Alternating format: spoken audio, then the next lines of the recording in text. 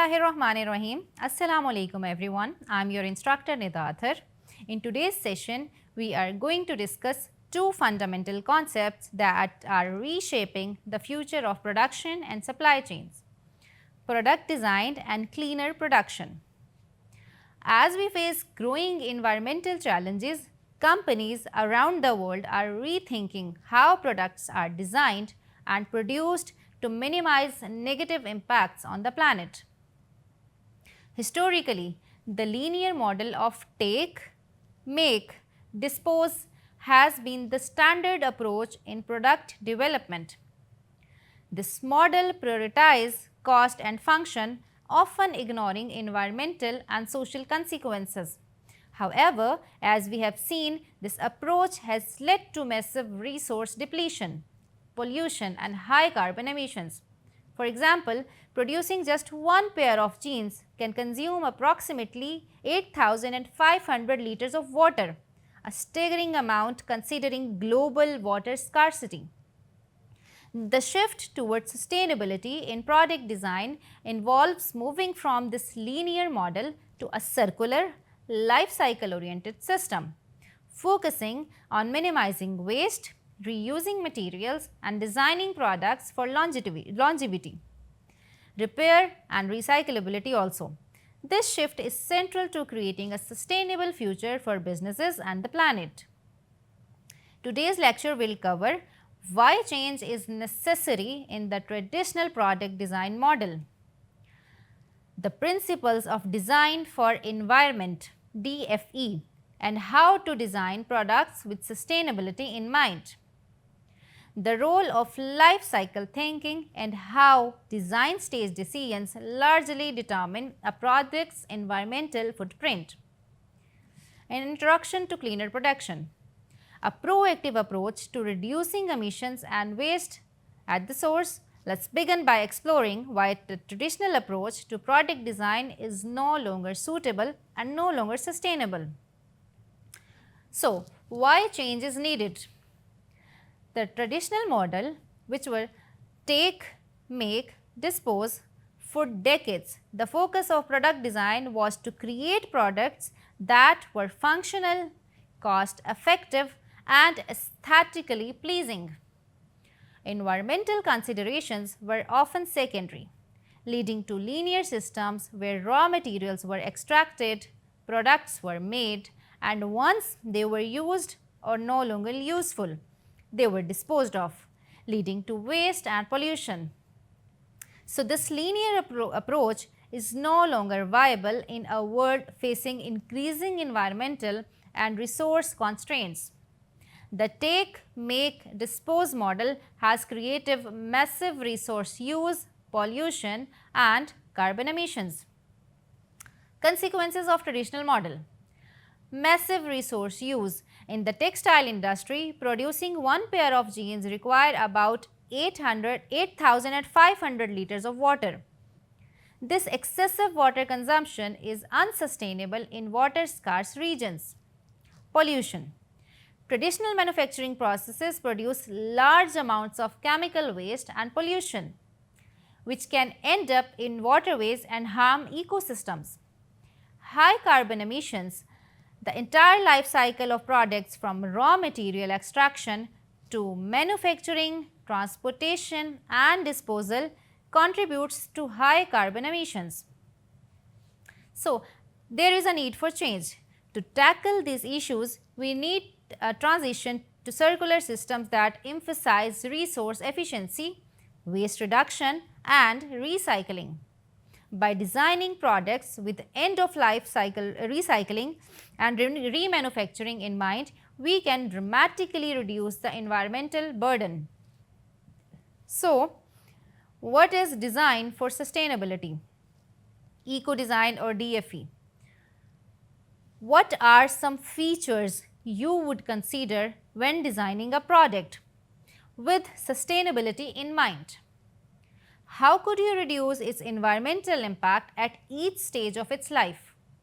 One of the key concepts in sustainable product design is design for environment, DFE, also known as eco-design.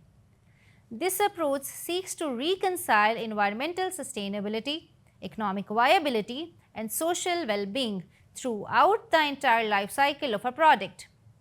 The goal is to minimize environmental impacts while maintaining functionality and cost effectiveness. Life cycle approach. A key component of eco-design is considering the environmental impact of a product at each stage of its life cycle. Raw material extraction, manufacturing and production, transport use, and end of life, disposal or recycling. For instance, choosing materials that are easily recyclable at the end of the product's life can reduce landfill waste. Designing for disassembly ensures that the product can be easily broken down into components that can be reused or recycled. Key design principles for sustainability. Material selection. The choice of materials is crucial in sustainable product design. Ideally, products should be made from renewable, recycled or non-toxic materials. For example, using recycled plastics or sustainable natural fibers such as organic cotton can reduce the environmental impact of a product. Companies like Fairphone, which produces sustainable smartphones, focus on using conflict-free minerals and ethical sourcing. Let's talk about durability, repairability and upgradability. Durability. Products should be designed to last longer, reducing the need for frequent replacements. For instance, durable consumer goods like outdoor gear can be designed for longer life cycles. Repairability. Products should be easy to repair. This helps to counter the effects of planned obsolescence, a common issue in tech and fast fashion industries. Upgradability. Allowing consumers to upgrade certain parts like phone batteries, laptop memory, instead of replacing the entire product reduces waste. Design for disassembly. Designing for disassembly is crucial for recycling by ensuring that the materials used in a product are easily separable. Manufacturers can facilitate recycling and remanufacturing. For example, BMW designs its vehicles with easily separable components and uses separable fastening to make disassembly easier. At the end of the car's life, minimize operational footprint. Designing products to consume less energy and water during their use phase is essential. For example, Xerox designed their copiers with energy-saving mods, reducing energy consumption when the machine is idle. Trade-offs in design. Every design decisions involve a trade-off. For example, thicker insulation may reduce energy consumption but could also increase embodied energy due to the materials production process. To make informed decisions, businesses should perform life cycle assessment to compare embodied impacts versus operational impacts. Now, let's talk about some cleaner production, its principles and approaches. So, tell me, how can a company proactively reduce its environmental impact throughout its production process rather than just focusing on post-production waste management? Cleaner production is a proactive approach that focuses on reducing emissions and resource at the source rather than trying to treat pollution after it has been produced. CP aims to make production processes more efficient and sustainable from the beginning, minimizing waste generation and pollution before it actually happens. So, what are some core concepts of cleaner production? Number one, eco-efficiency.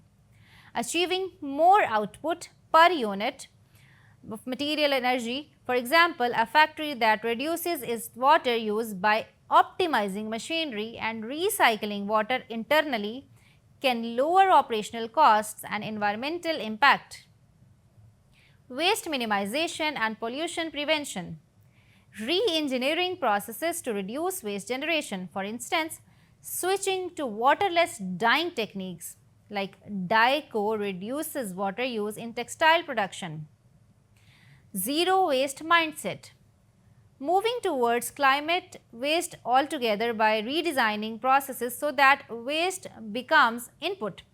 This could involve recycling waste material into a new product or converting waste into energy. Industrial symbiosis, where one company's waste becomes another's feedstock. This is well illustrated by the Kollungdor industrial symbiosis in Denmark, where businesses exchange byproducts, reducing the overall environmental footprint. So, to summarize today's lecture, let me talk about what we have discussed earlier. Cleaner production is proactive, preventive strategy that focuses on minimizing resource use and emissions at the source. The principles of eco-design (DFE) aim to make products more sustainable by choosing materials carefully, enhancing repairability and reducing operational footprint. Life cycle thinking ensures that environmental impacts are considered at every stage, from raw material extraction to the end of life disposal. We have discussed about many companies like Fairphone, BMW and Xerox that are already putting these principles into practice. And you can also apply these lessons to your own businesses and industries. So, in our next lectures, we will continue our discussion on sustainable product design with a focus on packaging and how to use life cycle thinking to make packaging more sustainable. Thank you, and I look forward to continuing this conversation with you in the discussion forum.